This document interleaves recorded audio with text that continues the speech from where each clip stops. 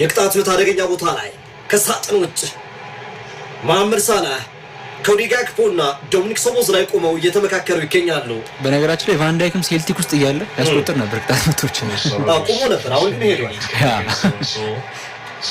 ዶሚኒክ ሶቦዝ ላይ እንዲሁም መሐመድ ሳላህ ቀርተዋል። ሃንጋሪያዊና ግብፃዊ ተጫዋች አይ ዶሚኒክ ያለምንም ጥያቄ ከግሩም ማንሳት ሜቢ ሳላህ ከሳጥኑ ረጅም ርቀት ላይ አሁን ዶሚኒክ ሶቦዝ ላይ ብቻ ቀርቷል። ሳላህ ገብቷል። በሪባውንድ ዶሚኒክ ሶቦዝ ላይ ሊመታ ነው። ዶሚኒክ ሶቦዝ ላይ ቢገርም ምን አይነት ሁሉ